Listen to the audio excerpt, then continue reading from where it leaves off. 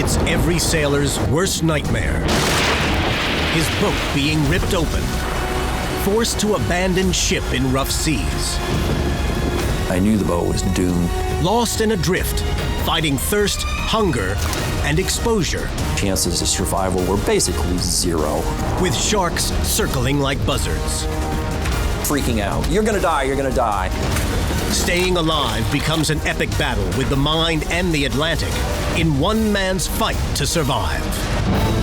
In the wild, when things go bad, they go bad fast. Without warning, your life can hang by a thread.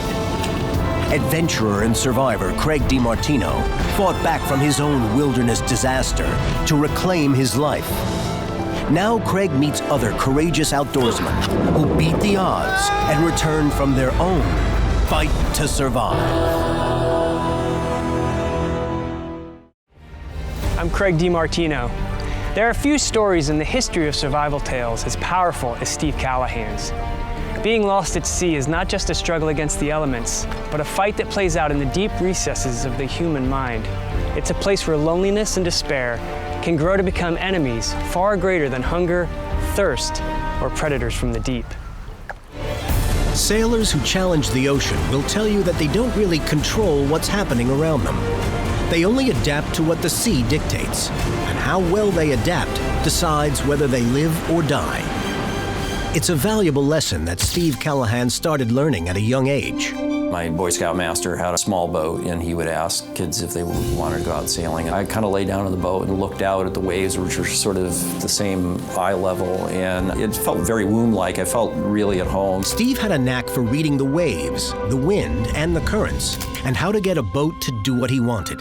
At sea is where he wanted to be. I was probably a lot more comfortable with nature without man than in society with people.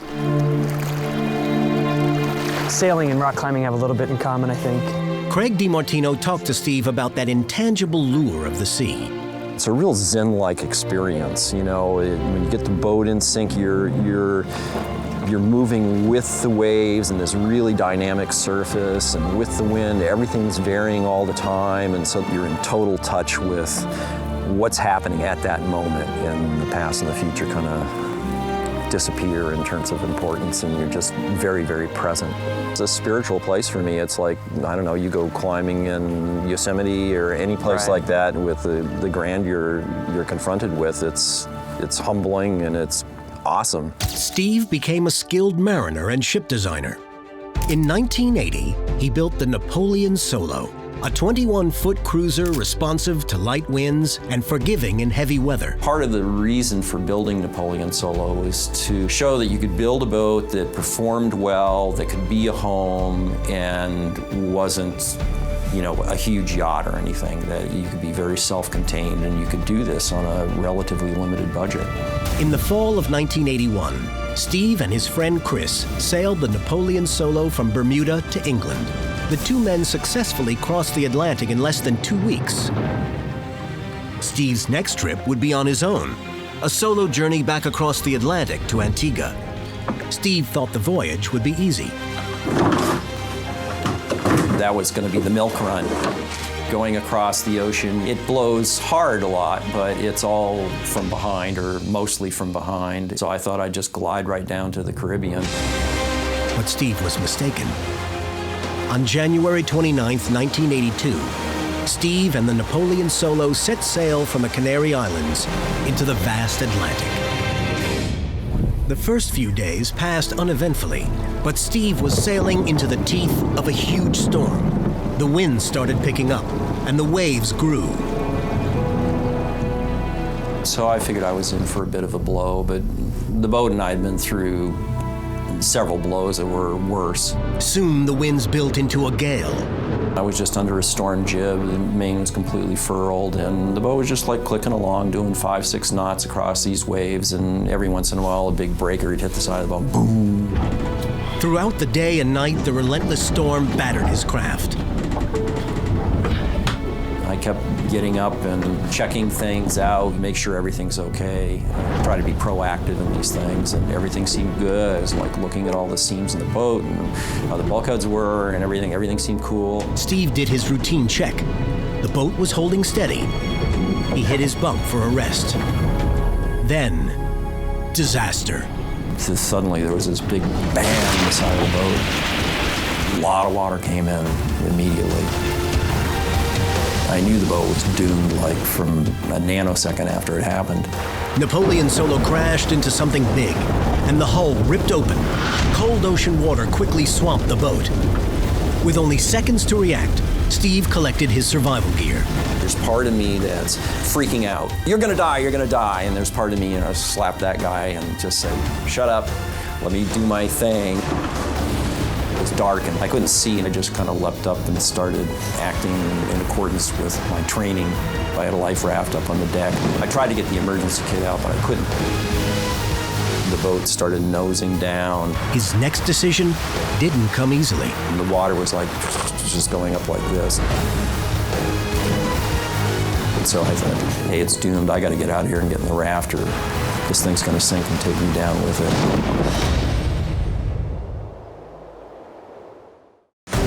7 days into his solo transatlantic trip, Steve Callahan's boat collided hard with something beneath the waves.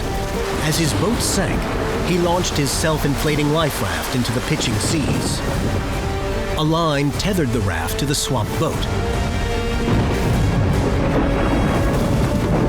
Once I got into the life raft, I didn't want to leave Napoleon Solo until I absolutely had to, because that boat contained food, water, all kinds of things.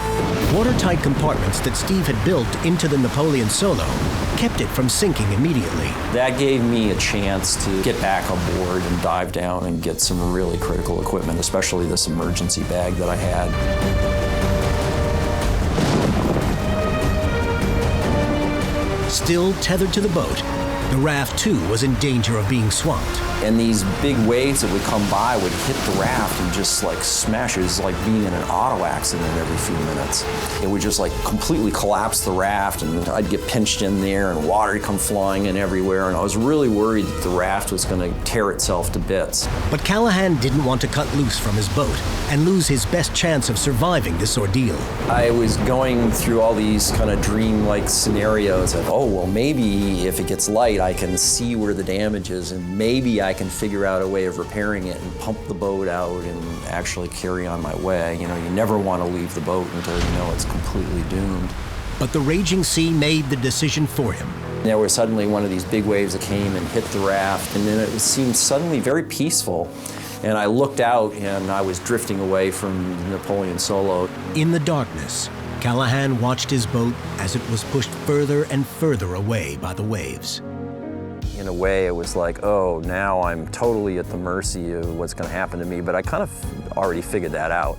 Right. And the fact of the matter was, the raft was getting so beaten up by the ocean, being tied to the boat, that I kind of felt a relief. Now he was truly alone, tossed from wave to wave in a storm-churned ocean. That's really when I hammered myself for all my failures and all that kind of stuff.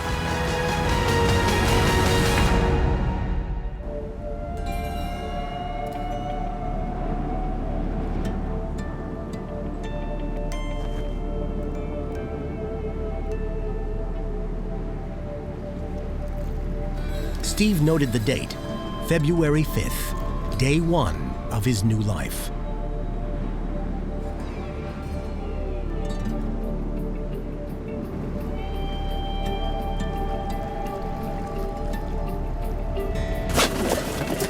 First thing I did was tie everything into the raft. With the raft being vulnerable, you know, you lose a bit of equipment, that's it, you're done.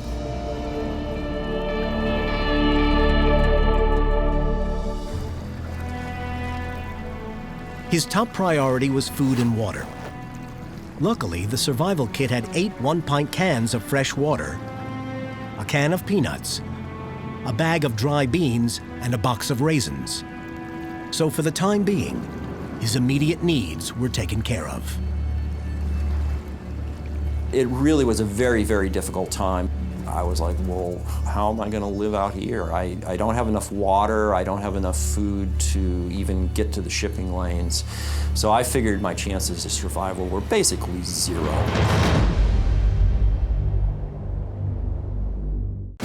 Steve Callahan's dream of sailing solo across the Atlantic sank along with his boat.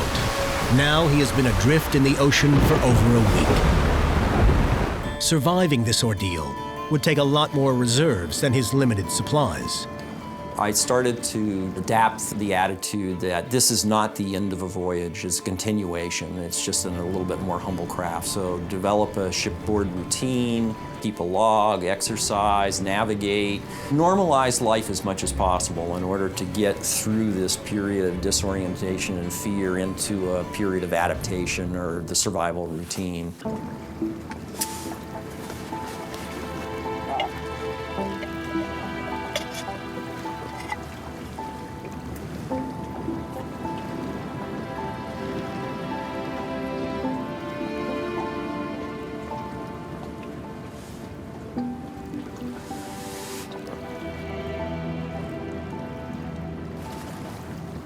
Steve took a careful inventory of everything he managed to salvage from his boat. Almost all survival experiences are somehow trying to figure out how to solve problems in an isolated environment with limited resources. And in a life raft, the resources are pretty limited. So you get right down to basics of living and what you really need. He had grabbed some medical supplies, coils of line of various diameters, and a fishing kit. It was like, 50-foot piece of string and a little trout hook, and I was like, yeah, maybe I'll catch a few bait fish or something with this, but it was pretty useless. More valuable was a stock of signal flares. I had a whole arsenal of flares of very good types. Parachute flares, which go up, they pop a little parachute, they hang in the air for a very long time. Plus I had meteor flares that would go up and down much quicker, and then hand location flares. So the idea is you send up the parachutes first, if somebody sees that, they get close to you, and then you do the hand flares. Also in the kit was a last-minute addition he had picked up just before he started his trip. A little shorty spear gun that I bought in the Canary Islands. I figured, well, this might come in handy when I get to the Caribbean, maybe I'll do a little spear fishing, but it was really almost a toy. He also had an emergency radio transmitter, which sends out an SOS signal. And they were being monitored by aircraft, but an aircraft had to be within about 250 miles of you or nobody would hear you. It would only transmit a signal as long as its battery lasted. It was a long shot that any airliner would be passing over that empty part of the ocean. However, the most critical piece of survival gear was decidedly the most low-tech, a saltwater distillation still. It's like a little environment where you can pour seawater from the top and it drips down the inside in this black cloth, which the idea is that the sun comes out and evaporates fresh water out of the salt, and it collects on the inside of this balloon and rains down on the inside into a little collection bag.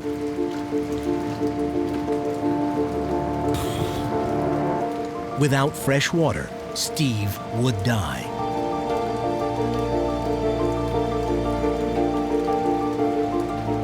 After many frustrating failed attempts, Steve got the still to work.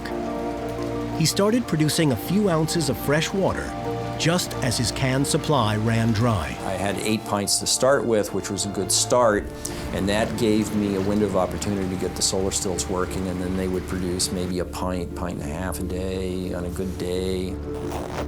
A few other little items, easily overlooked, also proved helpful to Steve. One of the most important things that I had were these little dime store pads of paper and pencils, because that would allow me to keep a log, and that was really important to me, both from a pragmatic level in terms of doing navigational notes and stuff, knowing when, oh, now I'm going through a shipping lane, I should keep better watch for ships, to the psychological element of this being a continuation of a voyage. I'm still in command of a little boat, I'll keep a log, and be able to step outside all the pain and frustration and all of that, and be able to observe things almost like a third person looking down upon me. And that was really important.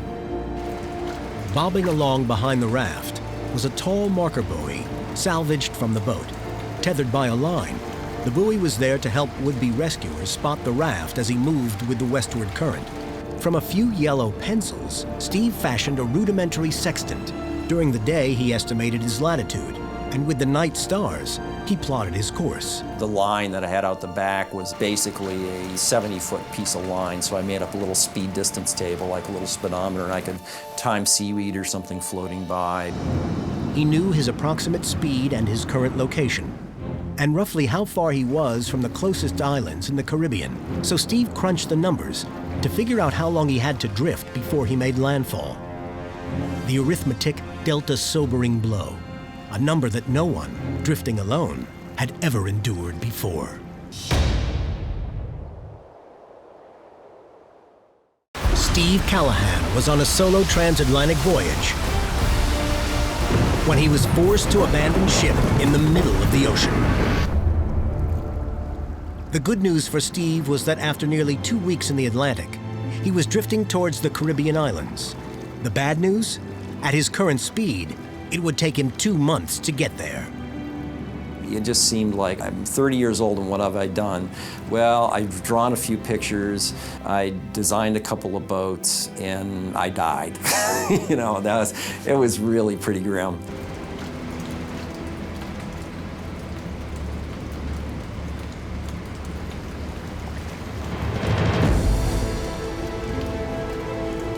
Miraculously, he spotted a cargo ship in the distance. He scrambled to fire a few flares. And the ship just goes steaming right by. And it was close enough I could smell the diesel in the air. The vessel disappeared over the horizon. And I was pretty upset. A number of large fish started to swim alongside and tag along with the raft. These were dorados, square-headed, 3-foot-long aquamarine fish with yellow tails. They're popularly known as mahi-mahi. Steve took aim with the spear gun.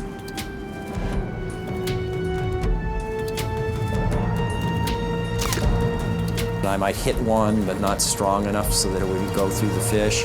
And within about 24 hours, they knew exactly what the range of my spear gun was, and they'd be like swimming just outside that range. The large 30 to 40-pound fish darted close to the raft and often intentionally struck the raft. Big males, which have very bony, square-shaped heads, would hit it quite powerfully. In fact, when I was lying down inside, I have to make sure that my head was on like a gear bag or something like that, because otherwise it'd be just like somebody coming up and just whacking me. Steve leaned over the raft, poised for hours with spear gun at the ready, awaiting an unsuspecting fish. He nailed it. Fresh food for the first time in weeks. When I caught the first fish, all of a sudden the other fish that were there went into this kind of frenzy, and they kept smacking the bottom of the raft, just smack, smack, smack, smack, smack. Wouldn't let me have any rest or anything, and I felt like I was caught in this Alfred Hitchcock Birds kind of thing. It was I'm in the fish, and the fish are eventually gonna destroy the raft and eat me. And that went on for quite a while. Steve cut the fish meat into 1-inch thick strips, 6 inches long. He pierced a hole in the strip and hung it from a string he'd tied across one corner of the raft. He called this area the butcher shop. And I start eating it, and it was like, oh man, this is good. One fish gave enough food for 3 or 4 days. Days passed into weeks. Steve's shipboard routine kept his mind on the task at hand, survival. Along with his still and collected rainwater, a steady supply of fish and even an occasional bird kept his body nourished. But there were always present dangers from the elements and the sea that could take his life at any moment. I was concerned about sharks. I wasn't concerned so much that they were gonna like leap up and drag me out of the raft or something like that, but I knew they could be quite aggressive. I was kind of asleep, and all of a sudden on the bottom of the raft was this flap, flap, flap, flap, flap, flap, flap, and it was a dorado. And then boom, the whole raft was just like thrown off the surface of the water, and it was a shark going after the dorado that was under the raft. I was, of course, heart in the mouth and the whole bit, and I grabbed the spear gun and I kept jabbing at it, and I finally got a couple of good hits on it and it went away. Whatever challenge he faced, Steve never let go of his lifeline, his daily routine. There were always jobs to do, and I would concentrate on doing jobs while trying to conserve energy and having some kind of a balance in there. And then dusk would finally come along and I would fish and call it a day. In his small notebooks, Steve tallied the monotonous passing of the days. Everything was going as well as could be expected until March 19th, day 43 of this epic survival journey. Steve had speared a dorado. The fish broke away, and with the spear point sticking through its side, it rammed the raft. It tore a 4-inch gash in the raft just below the waterline. The raft began to deflate. On the 43rd day, when the Dorado tore into the tube, and that was the low point. I wasn't going any further. Out of steam, physically, emotionally, mentally, and it was clear that, you know, this was all for naught. I just spent the last month and a half or whatever just struggling, and I'm not going to be able to get back and fix anything, and I'm going to die here, and all my past sins are going to remain, and I can't do anything about it. The withering raft made it impossible to keep the fresh water still functioning. And it was getting harder to catch and butcher fish in the deflating raft. If he couldn't patch the gaping hole, the consequences were dire. The raft would collapse and send Steve to the bottom of the ocean. Steve knew an answer had to be within reach, somewhere amongst the scraps of gear he stowed in the raft. His life depended on figuring out a solution. Find out how on the next Fight to Survive.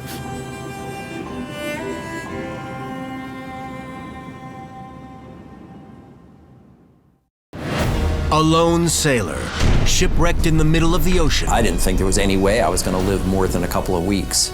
A desperate struggle for food and water. It's kind of like living like a caveman. Days turned into weeks. No sign of land. No hope of rescue. The thought occurred to me, maybe I'm just doomed to drift forever out here. 11 weeks at sea in a raft.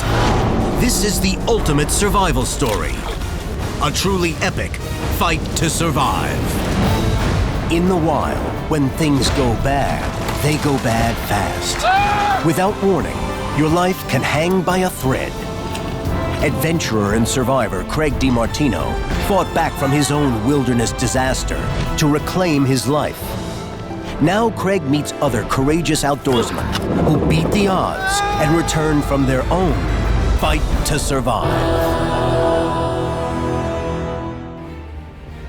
I'm Craig DeMartino. There are few stories in the history of survival tales as powerful as Steve Callahan's.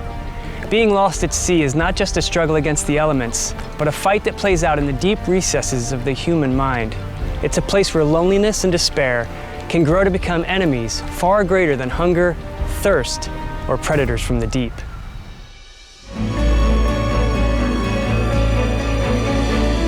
March 19th, 1982. Steve Callahan has been adrift in the middle of the Atlantic for 43 days.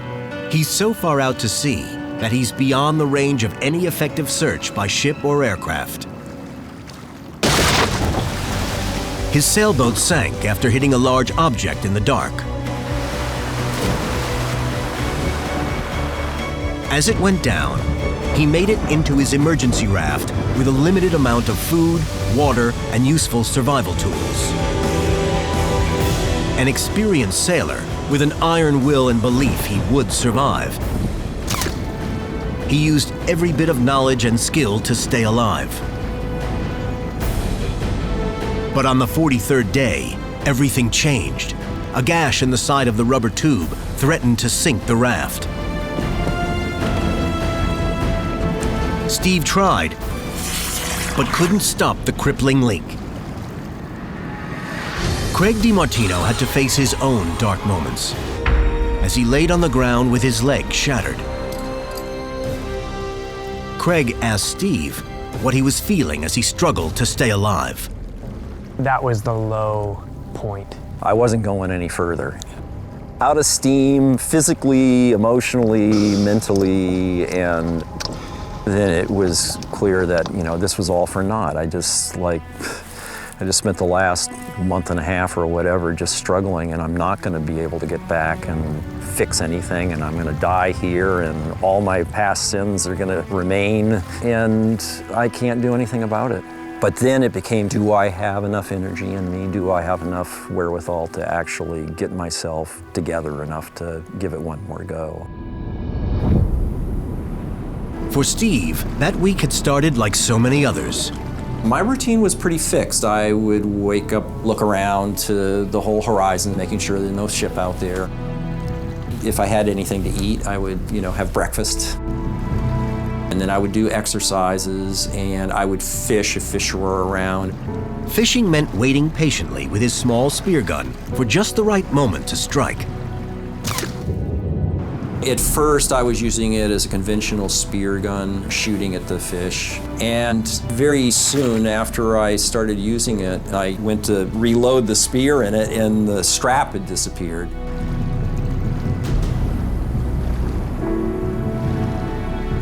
Without the spear gun, without a way to get fish, Steve would starve. With some of the line in the survival kit, he meticulously lashed the spear to the stock. But that's not how it's made to be used. Usually straight through, and then you're pulling on the spear, it's in tension. But if I've got this fish on the end of it, there's a lot of load on this tiny little shaft, so it's often bending it. A lot of twisting, so I'm having to improve the lashing system. Survival demanded keen attention to the most minute details. Lots of teeny little detail, like every little thing is important. And also trying to be careful that I don't lose anything else. The next thing that happened, I finally spear another Dorado, and it does this kind of like little twirly, and swims off, and I pick up the end of the spear, and I'm just amazed because it's unscrewed the spear tip and gone. With the survival kit knife, Steve jerry-rigged a new point for the spear. The improvised weapon proved a lifesaver. Sharks would come, and they would often bump the raft just to see if there's some kind of a reaction. And that's kind of how I dealt with sharks, was to think that they were like most predators, that if you pose a threat to them, they're less likely to cause you problems. So whenever one would come along, even though I knew I couldn't really hurt it, I would jab at it with a spear. If I got a couple of good hits on it, it would go away. On day 43, Steve prepared to fish again. That afternoon, he waited patiently over the edge of the raft. A Dorado swam by and Steve speared it. Then the big fish twisted wildly toward the raft.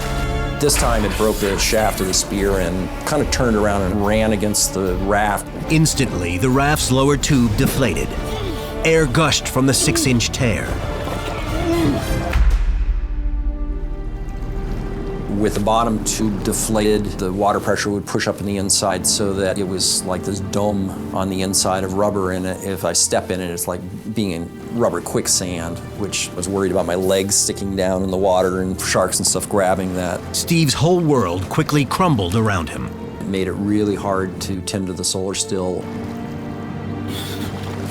Almost impossible to fish. And it also gave me only about this much freeboard, so any even minor waves were washing in and out of the raft. I was wet all the time, and it was miserable. He knew the first big wave could swamp the raft, and that would be the end. It was just such a stark thing. So I pulled myself up and I went through this really intense mind game of what I had in the raft, what could possibly fix this repair. He didn't have any adhesive patches big enough to cover the hole. So he squeezed the ripped rubber edges together like puckered lips on a mouth and tightly wrapped them with line. I tried external pressure patches and trying harder and harder to tie it tight. Nothing worked. So I went through this for 10 days, 24/7, just trying to deal with this leak. And it just completely exhausted me. And I finally just kind of collapsed back in the raft, and I thought that was it. The raft was barely afloat and still 1,000 miles from land. Steve hadn't been able to fish and restock his food supply. The solar distillation still had quit working, and he was nearly out of drinking water. I remember feeling really sorry for myself again, breaking down and feeling the water kind of washing in and out of the raft and just feeling my life just ebbing away.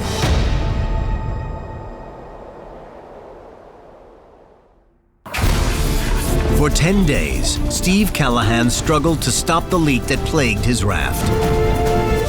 None of his fixes worked.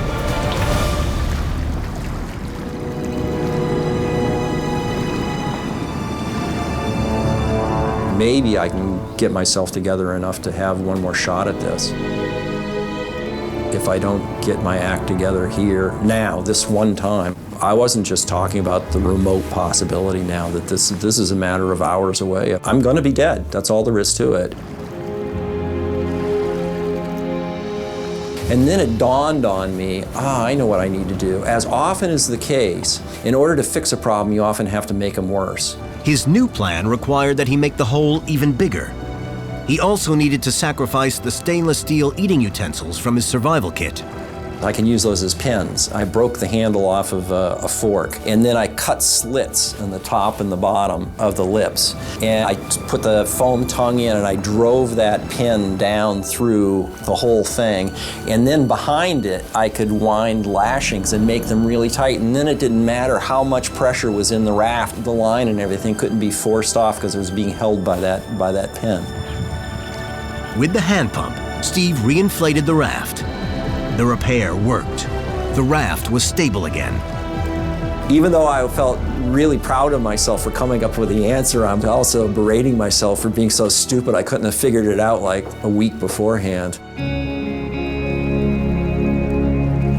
With the repair complete, Steve focused on restarting the neglected solar still and restocking his food supply. I got pretty skinny, and it was very interesting to me to see what happened to my body, because all the fat goes first, and all those bits of your body that you're not using a lot. So, you know, the rear end's gone. Don't need that. Legs got really, really skinny, even though I could stand up in the raft and tried to, you know, like holding on to it. And it was kind of like, a bit like walking on water.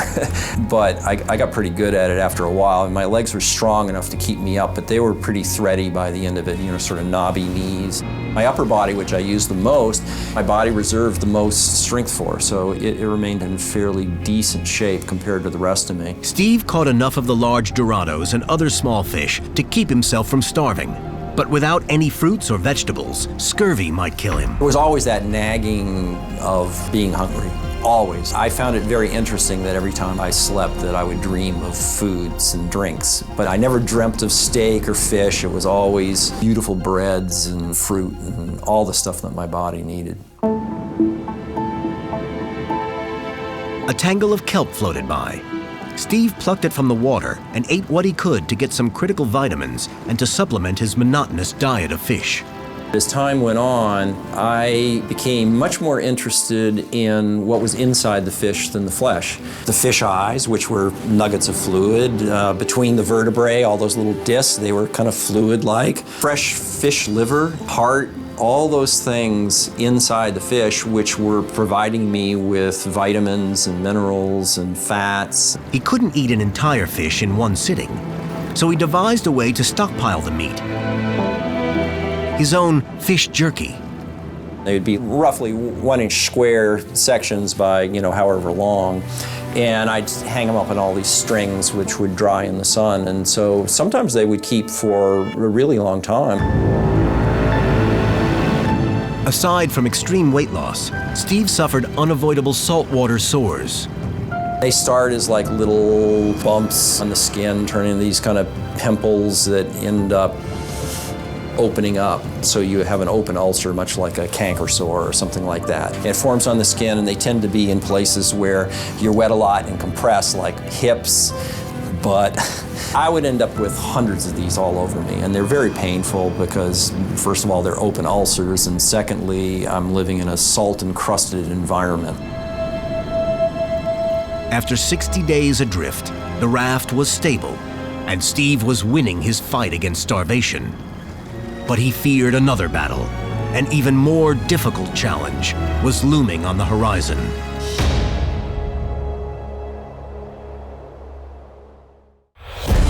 Every day for the last 8 weeks, Steve Callahan had managed to plot his approximate location. He had measured his speed, and he'd kept a log of how far west the currents had been carrying him. He estimated he was still 4 or 5 weeks away from making landfall, somewhere in the Caribbean.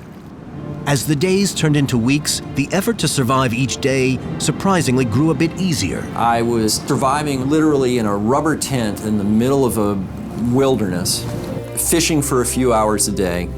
And I just became starkly aware of how much of our lives are spent dealing with all this stuff that we don't really need, that we want, but we don't really need. And yet the irony is that the things that mean the most to me don't come from them anyway. Through the entire voyage, I think that's something that helped me quite a lot, was to recognize, at least intellectually, even if I wasn't having a good time, that there were these wonders around me. At night I would stand up and I'd look out and all the fish would be kind of hovering under the raft, just pacing along, and each one you could see their entire shape as they would go through this glittering underwater thing like silver platters. It sounds like a simple thing, but for me in that position at that time, it was like touching God or something. With no one to share his thoughts, Steve jotted down his observations in his small notebooks. I wrote in the log, to me, this is a view of heaven from a seat in hell. For this little me, Steven, I was in pain and I was suffering and I was dying, but there was this other part, this very open, expansive spiritual part. I feel spiritually touched by nature, where one is confronted directly with one's insignificance. I feel truly humbled, and the sea certainly does that, and in the life raft it was that times a million. The loneliness took a toll, but companionship would have come with a deadly price. I longed for people most of the time, but I was also aware that had I had somebody with me, that one or the other of us or both of us would have died, because I just didn't have enough water for the two of us. After nearly 2 months, the freshwater solar still had slowly deteriorated. But the raft had drifted closer to the Caribbean, and the skies filled with welcome rain. Steve rigged the scrap of survival blanket as a rain collection system. Early on, my equipment was all working pretty well. You know, I had to pump up the raft a lot and stuff like that, but basically it was okay. The raft itself was guaranteed by the manufacturer to hold together for 40 days. Steve was already weeks past that expiration date. Would the waterproofing and the glued seams hold the raft together long enough for Steve to reach land?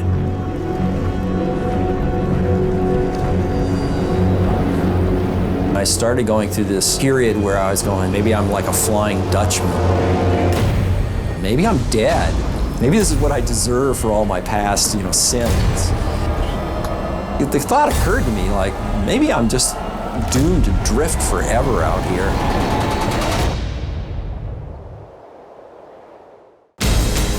Steve Callahan's raft was slowly crumbling. His solar water still finally gave out, and by day 75, it looked like he'd never be rescued. But then, the gentle current brought him a glimmer of hope. As far as the eye can see, I came upon these tangles of trash and weed, sargassum weed and other kinds of weed. It was all bundled up and just going forever. And although as horrible as that was, for me it was a fantastic sign. I'm on the edge of something. Steve had reached the edge of the shipping lanes, routes trafficked by freighters crisscrossing the Caribbean Sea. On the 75th night, I got up and I looked out, and there were kind of like these little glows on the horizon, and there were several of them. I was really getting more and more jazzed up, like, this is something. They might not be boats. They might actually be something on land. And then finally I saw what was the loom of a lighthouse definitively, because there was a pulse and a pause and a pulse, and it repeated over and over and over again.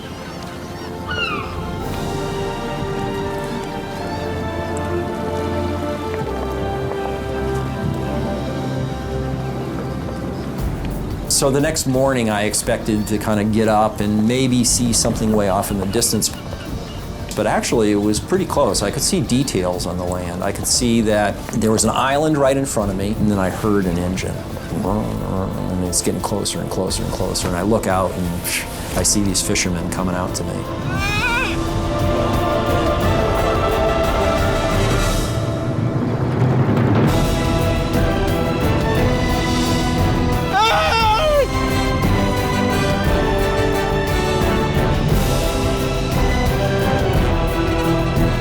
And they come up to the boat and they're talking some kind of language. I don't know what it is. I really can't figure it out. It's not really Spanish, it's not French, what is it? Well, it turns out it's Creole, and I'm not understanding a word of it.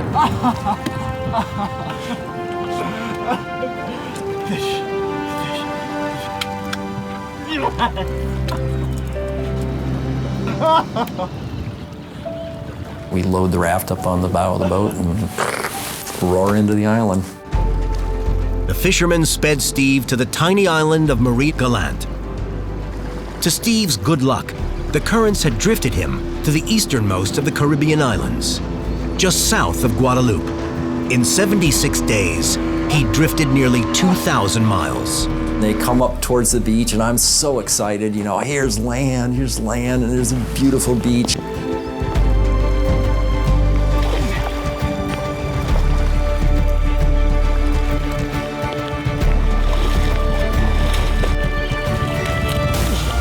I immediately just fall flat in my face on the beach.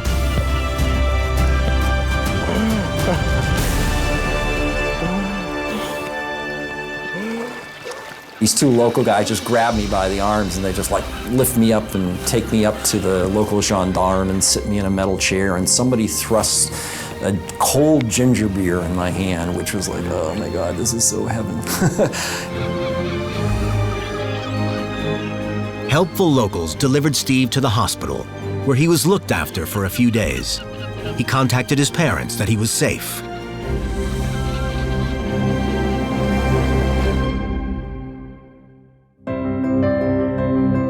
Drawing from his penciled logs of the 76-day journey, Steve wrote a book titled Adrift.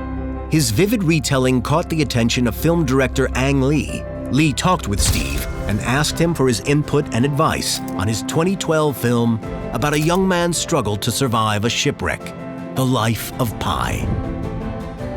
Some of the gifts that I feel like I was given from the voyage, I found that I was a lot stronger and more adaptable than I thought I was, which is certainly important. But actually, the equal gift was being confronted by all my failures and shortcomings. I think that was a real gift. It gave me a chance to come back and try to make things a little better. The ocean and sailing almost killed you. You didn't wait that long, jumped right back on a boat. People don't stop doing what they're doing because they have an accident. The bottom line is that even though I went through this kind of horrible experience, I gained so much from it. I tell people that too. I wouldn't change it. I wouldn't take it back. I wouldn't want to go through it again. Yeah. Same idea, but what I've learned and seen, I would have not seen and learned. Yeah. You know, I would have probably just kept doing what I was doing. People, I think, in society want They want risk. more security. They want to get rid of that risk. You know, everybody suffers in life. Everybody goes through crises. And if I was the 62-year-old Steve and I knew the 29-year-old Steve was going to go and have this experience and it was going to be really hard for him, but all the stuff that he would gain from it in the long run, it'd be like, go for it. Yeah. You know, I'm not going to tell you what happens. Be prepared. It ain't going to be easy, but you know, you're just going to have this amazing experience, and it's going to take you down a lot of roads you could never have imagined.